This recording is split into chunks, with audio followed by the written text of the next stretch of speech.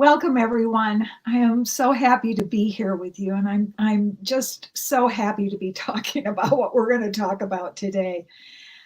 I want to talk with you about something that is so important in our everyday life. In fact, we can't be happy without it. Isn't that interesting? And that's science. That's science research talking, let alone ancient wisdom talking. We can't be happy without it. The great leader of Buddhism says it perfectly. If you want others to be happy, practice compassion. If you want to be happy, practice compassion. The Dalai Lama. In fact, compassion is such a topic of modern day psychology and science, as well as, like I said, ancient wisdom. Of all the great Tao teachers, Lao Tzu is the most famous. And 2,500 years ago, he wrote, "Compassion towards yourself, you reconcile all beings in the world." Let me repeat that. Compassion towards yourself, you reconcile all beings in the world. Compassion literally means to suffer together. Among emotional researchers, it's defined as the feeling that arises when you see another person suffering and you're motivated to relieve that suffering. Lao Tzu writes, "Simplicity, patience, compassion. These three are your greatest treasures. Simplicity in actions and thoughts, you return to the source of being. Patient with both friends and enemies, you accord with the way things are. Compassion towards yourself, you reconcile all beings in the world." So the opposite of compassion is callousness, cold-heartedness, hard-heartedness, and heartlessness. Notice three out of the four use the word heart. So compassion really is the coming from our heart. I have come to believe, after being in the ministry for 35 years now,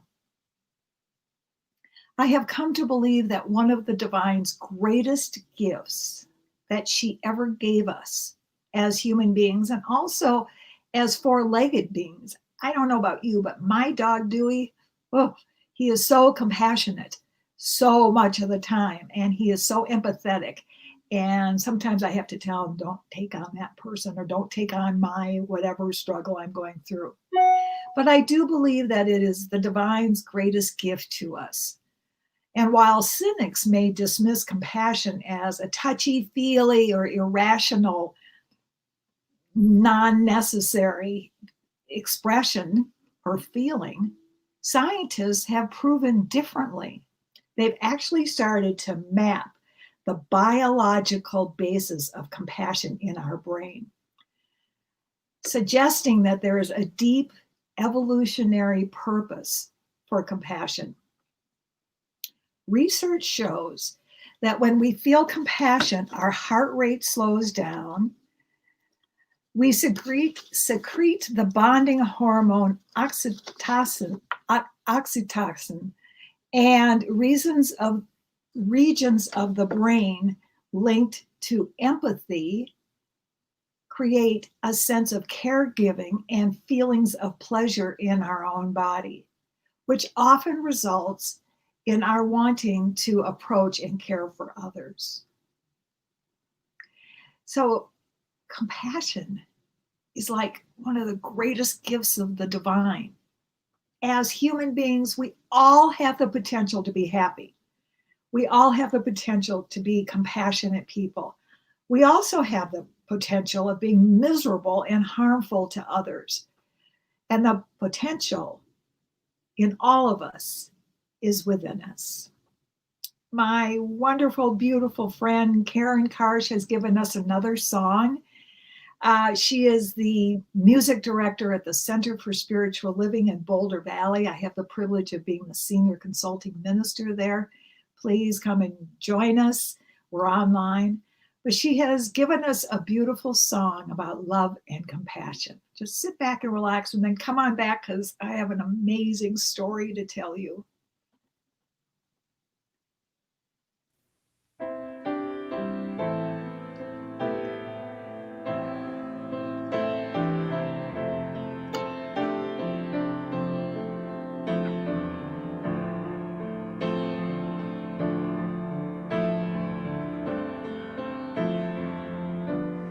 Live from your heart,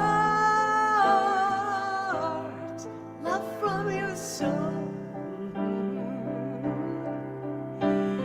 Just say yes, go on, and let your tenderness show. Live from your heart,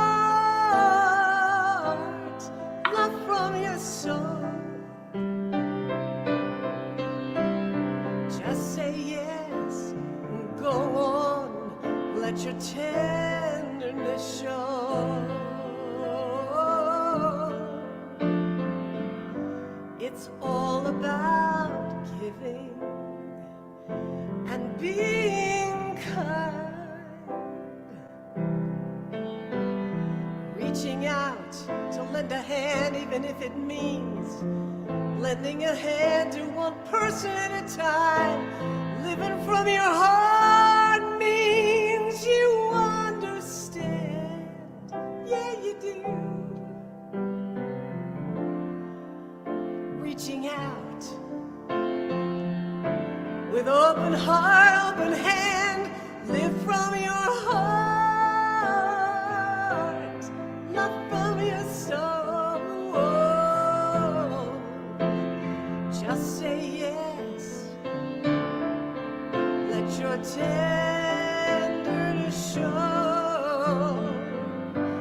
It's all about loving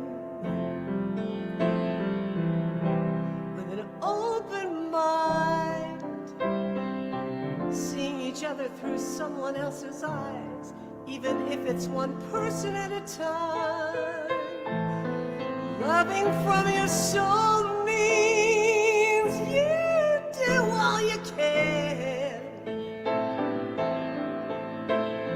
Reaching out from deep inside, lending your heart and a hand.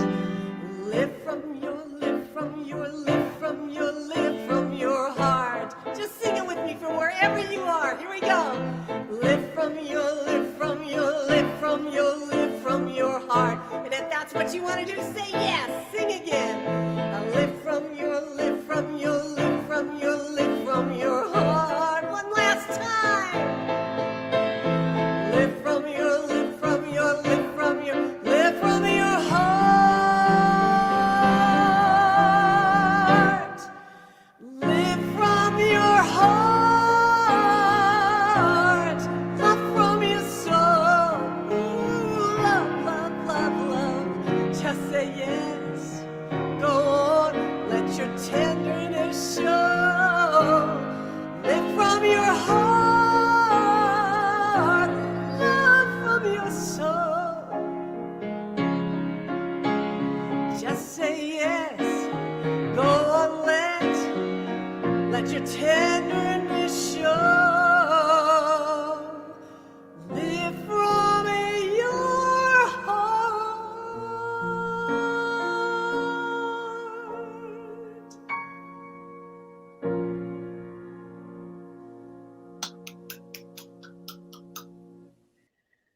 I love you, sweet soul sister. Thank you so much. Gosh, what a beautiful song. Ah, that so needs to be on the radio. Thank you, Karen. So I want to share a story with you, but I have to warn you that over the years of telling this story at the pulpit, I've never been able to tell the story without choking up. So just bear with me. It's a story about a young cab driver. A young cab driver arrived at the address and honks the horn with a little bit of and no one came. So after a few minutes of irritation, he walks up to the door and he knocks on the door, knock, knock, knock. And he hears a small, frail voice say, just a minute, just a minute, just give me a minute. And then he heard something being dragged across the floor. After a long pause, the door opens and a small woman in her 90s stands there. She's wearing a print dress and a pillbox hat with a veil and gloves, and she looks like somebody out of the 1940s. And by her side is a small pink nylon suitcase. All the furniture, as the cab driver looks in, notices that the furniture is covered with sheets. There are no clocks on the wall, no knickknacks or utensils on the counters. And in fact,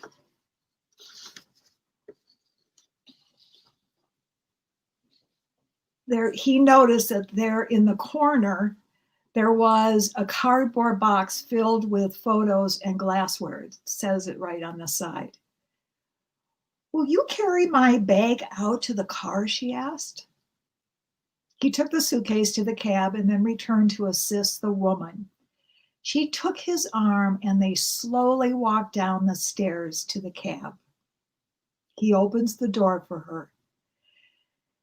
She kept thanking him for his kindness. Oh, thank you, young man. Thank you for your kindness. And he was feeling a little bit chagrined at how hurried he had been and how irritable he was getting, waiting for her. You're such a good boy. Here's the address that I need to go to, but before we go there, can we just take a drive through town? Well, we can, ma'am, but it's not the shortest way, he said, thinking he'd like to save her some money. Oh, I don't mind, she says. I'm in no hurry, and I don't care how much it costs. You see, the address I gave you is the address to the hospice center. And I don't have any family left, and the doctor said that I don't have very long. At that, the young cab driver reached over and shut off his meter. That route you would like me to take? Where would you like to go? He says. So for the next 2 hours, they drove around the city.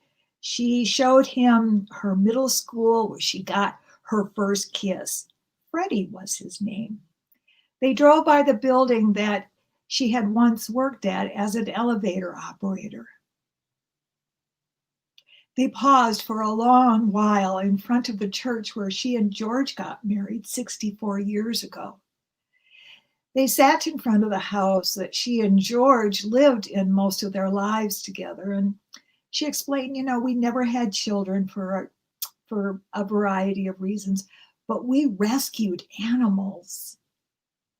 We rescued animals, and I am so looking forward to seeing all my four-legged friends and mostly my beloved George soon.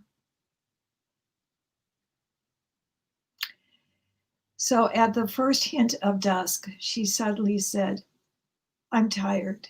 We can go now. They drove in silence to the address she had first given him. It was a low building, like a small convalescent home, with a driveway that passed under a portico. 2 orderlies came out to the cab as soon as they pulled up. They were solicitous and very attentive to her. Obviously, they had been waiting for her. The cab driver opened the trunk and took the small suitcase out. The woman, already in the wheelchair, said, Young man, what do I owe you? Nothing, he said. Absolutely nothing. And she said, but you have to make a living. And she insisted that she pay him. He took her hand and he said to her, You gave me the most priceless gift today of joy.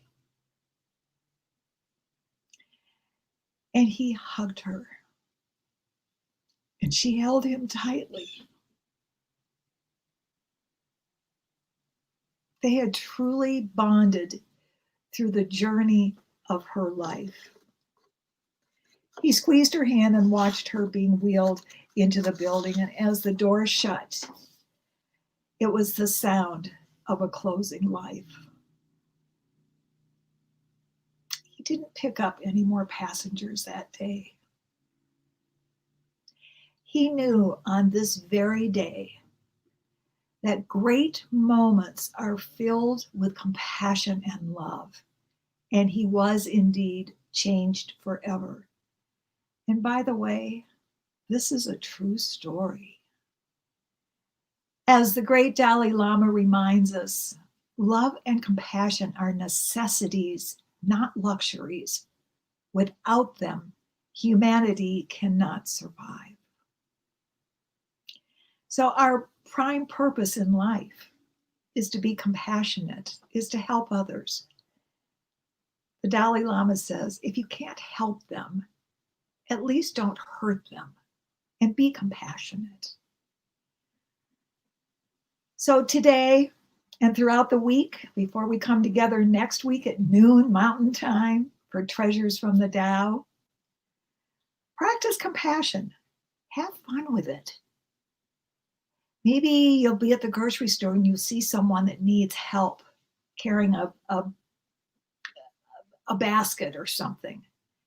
And I want to thank the New Thought Media Network for producing this show. I'm so grateful to you, Robert, and your team. Please consider donating to them. There is a link in the description of this video. So have a great, compassionate week, everybody. And by all means, be compassionate with the one in the mirror. I love you all. We'll talk to you later. Bye now.